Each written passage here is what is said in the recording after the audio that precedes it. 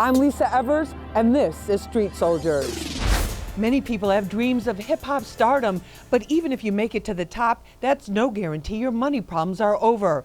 That's why some of the sharpest minds in hip-hop are diversifying to keep that cash flowing in. Fetty Wap blazed across the top of the Billboard charts with one hit after another. That brought big rewards for him and his manager, Danny Sue. It also taught Sue a valuable lesson. I done seen millions of dollars before already. I had it and it was gone. And I didn't have anything to show for it. You know, time and time again, you make that money and then it's gone. Still working in the music industry, Danny Sue found new opportunities in real estate, acquiring a variety of properties across the country. Now he's on the cutting edge of hip-hop entrepreneurs who are building long-term wealth and revitalizing urban communities. You don't want to be in that position tomorrow with nothing because you had a whole lot yesterday. You know, so that's why real estate is like the only thing that you can invest in and make money in your sleep. Yandy Smith-Harris is a media mogul and star of Love and Hip Hop New York. She's also an entrepreneur and owner of Yelle Skincare. She says there's never been a better time for women in business, especially women of color. We've created so many different businesses in so many different areas because we weren't let in the door or we weren't paid enough. And I think that that's kind of what we do as survivors. We get out there and we create a lane if you don't want to give it to us. Deborah Harris created her own lane 17 years ago when she founded Hush Hip Hop Tours, using her own savings and a lifelong passion for the culture.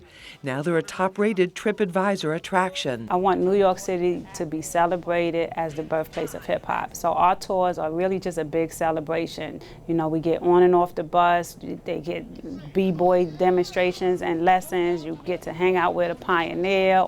There are many levels to this. Let's find out what our panel has to say. Joining me is Deborah Harris. She's the CEO and founder of Hush Hip Hop Tours. She's originally from the Bronx. Deborah, thanks for being with us. Thank you for having me. We appreciate it. Also joining us is Yandy Smith-Harris. She's the entrepreneur and owner of Yelle Skincare and many other businesses. She's a media mogul and star of Love and Hip Hop New York. And she's also an activist. Yandy, great to have you with us. Thank you for having me. Thank you so much. Also joining us is Danny Sue. He's the CEO of RGF Productions and AMG. He's Fetty Wap's manager, and he's the owner of AMG Real Estate. Danny, great to have you with us. Thanks for having me, Lisa. Thank you so much. Yandy, I want to start with you on this because many people came to know you as the star, one of the biggest stars and originators of Love and Hip Hop New York. With that kind of success, why did you feel it was so important to start all of these other businesses that you did? You know, I started in the music industry well before Love and Hip Hop. I actually started as an intern, and I think it was like 2003 or 2002 with Mona Scott Young and Chris Lighty. And even there, being an intern, working with 50, Busta, Missy Elliott, Tweet, all the big stars, I realized that they weren't just music artists. You know, they had endorsement deals. They were ambassadors of different brands. And I noticed early on that, you know, some of these careers, they came and they went. So when I decided to branch off and start my own management company, I realized music management was not going to be enough. God forbid one of my talent decided they didn't want to perform anymore. So that's when, you know, I got a job at Atlantic Records. That's when I decided I wanted to get into TV and, you know, started the conversation that later on became Love and Hip Hop, because I really realized to be a millionaire, a successful, comfortable one, you have to have several streams of income. And that's where it started. And now I created a skincare line because I felt like I wanted to make money when I sleep. I want to hear the cha-ching from my Shopify app as I'm sleeping. I want that to wake me up at night. So when I hear that cha-ching, I'm like, oh, there we go again. It is. So, yes, that is where that skincare line came from. That's where the skincare. All right, we're going to talk more about those businesses. Sure. Danny Sue, you are the manager of one of the most successful hip hop acts ever, with the top-selling records, all kinds of, you know, record sales records that you've made and broken from the past. Why did you feel the need to diversify and now become a force in real estate? Because when you diversify, you set your future up rather than just today.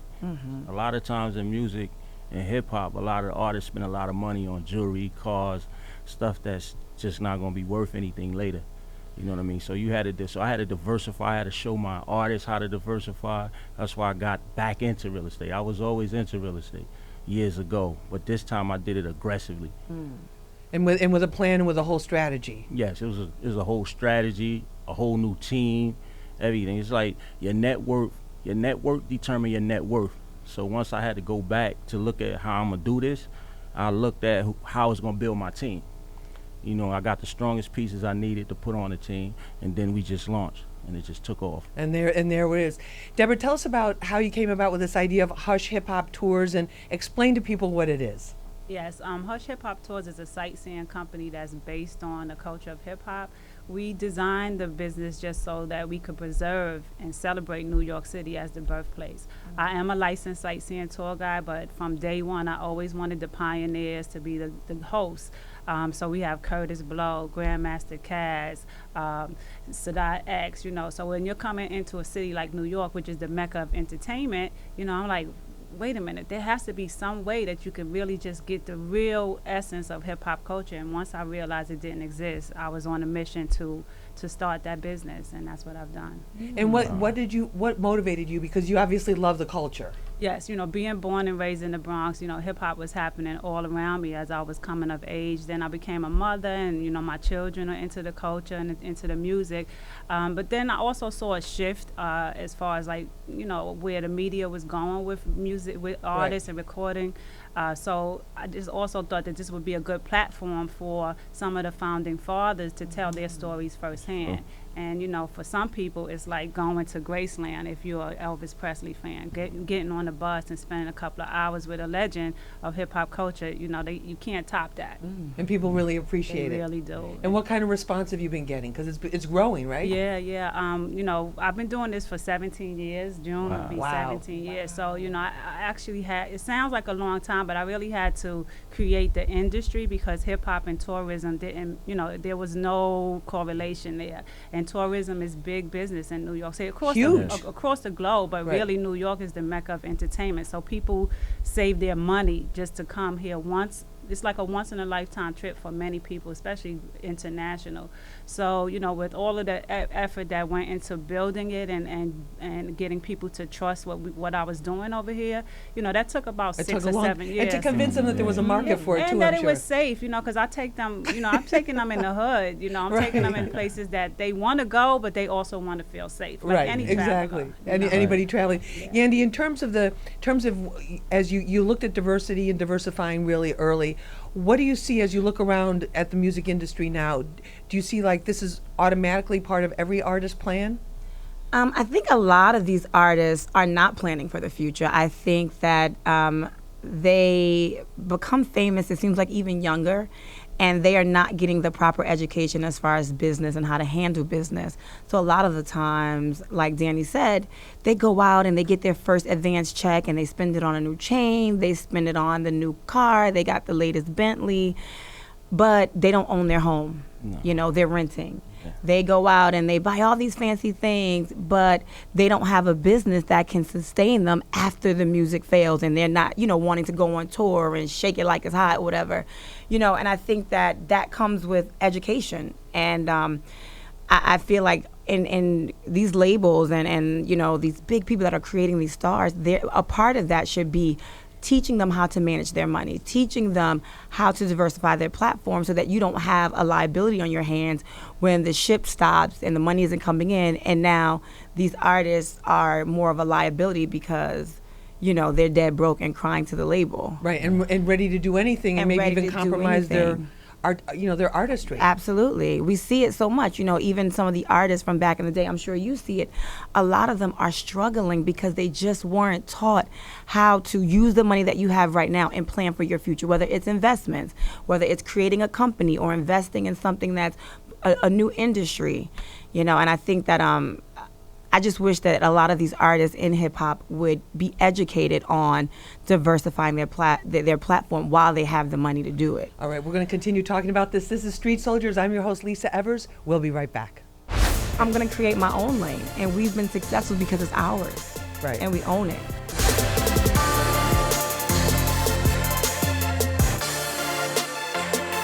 Deborah, a lot of people have ideas of businesses, but the big drawback is the money and then also the time, because you have a full-time job, maybe a couple of different jobs to just try to, you know, support your family and yourself, and then they may not have savings. How did you approach the money that you needed for Hush Tours? Well, I funded it myself. I took my savings and just invested in, just getting the tours, renting buses. And when I really realized what was happening, I was renting buses, and sometimes the equipment was showing up and it wasn't working properly. You're doing a hip hop tour, the sound sounds horrible. There's no TV, the DVD. This is back when it was CD players.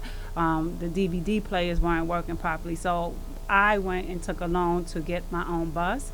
So that's where I put most of the investment, came into bus ownership.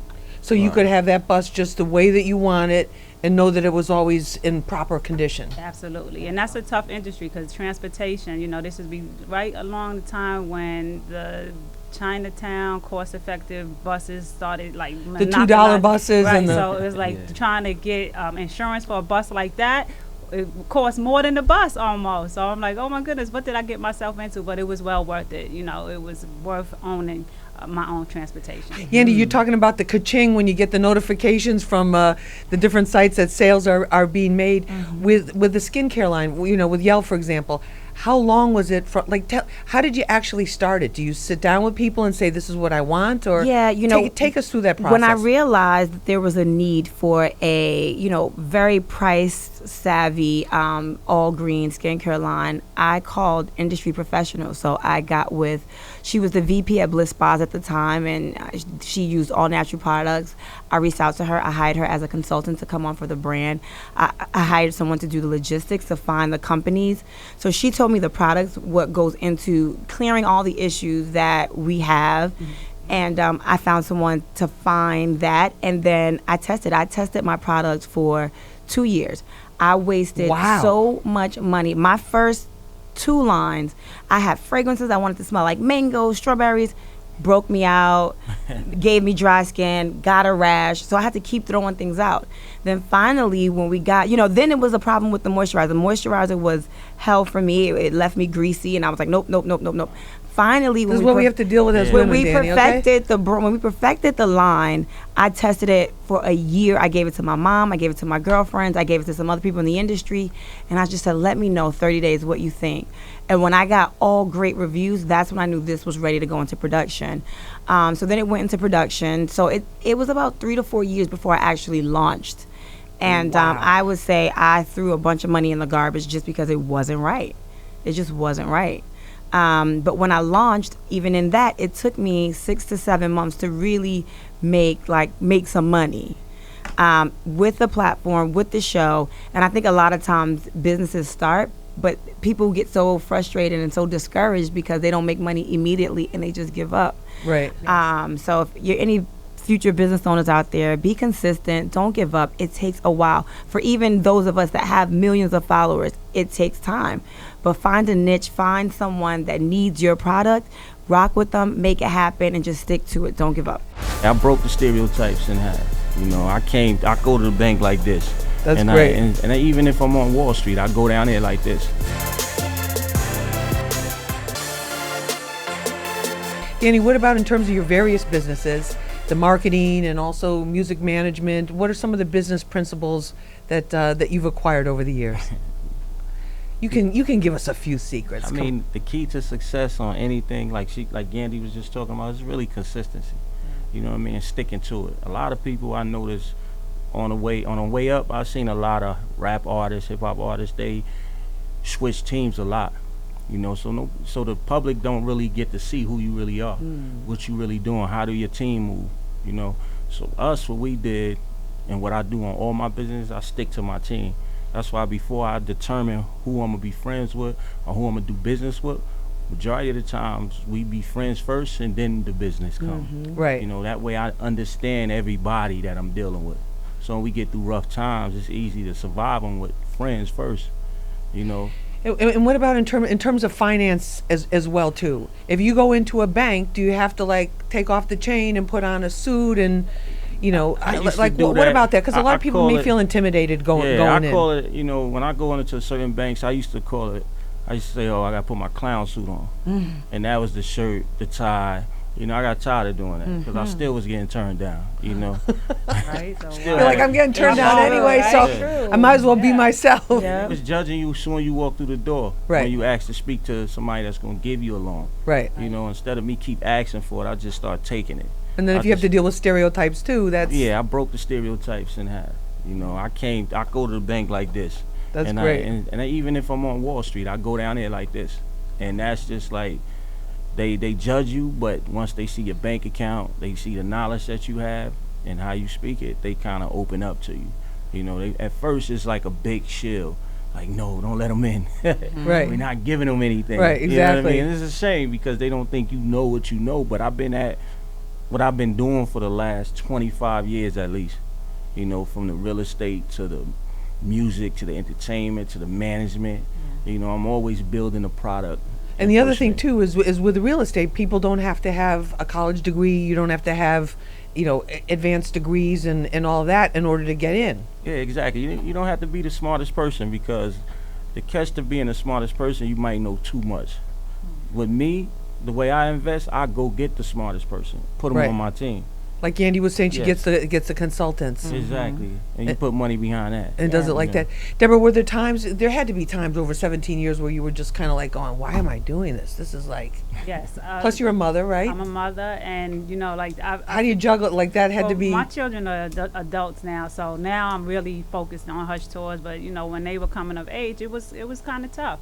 But what I was going to say, you know, when you have products and when you have services, as far as business ownership, there is a different approach, you know, because a lot of times people, if there's something tangible that they can hold and they can walk away with, you know, not to say that that's an easier sell, but when you're looking for investments and loans, They can see it and feel it and touch it. you know. But when you have a service, you really have to be able to describe it and be speaking to a person who understands what your vision is, and that's not always easy.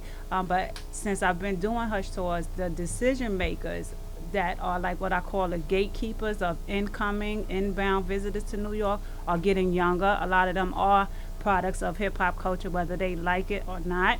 They know it. So they know it. So they are given a little second glance at, oh, wait a minute, what's going on over here? A hip hop tour that's taking people to Brooklyn and blah, blah, blah. So I see some changes in that area, and I'm happy about it. So you're just seeing continued growth and growth and growth. Yes. But was there a time where you're just like exhausted and Yeah, you know, I trying to wanted to figure out give where can I up. borrow this and do I have enough credit on this card to pay this and Yeah, I wanted to give up a couple of times. I'm not gonna lie. It was difficult because it's just like it wears you down sometimes because you start doubting yourself, Right. doubting what you're doing.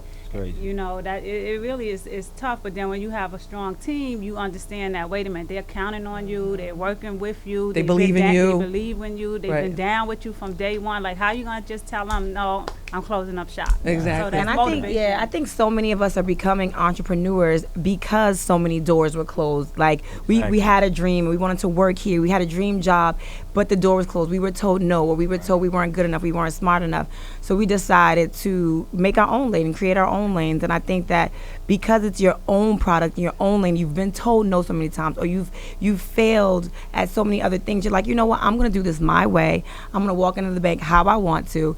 And I think that's why now the rise, they reported that Black and brown women have had the highest rate of entrepreneurship Yes. within the past Yes, years huge. and Huge. becoming Which millionaires. is- And I that's think awesome. that's because we weren't paid enough. We Right. weren't respected in the workplace. So we were like, you're not gonna respect me. You're not discriminated gonna pay against, me not as even much. allowed in the door. You know what I'm gonna do? Right. I'm gonna create my own lane. And we've been successful because it's ours. Right. And we own it.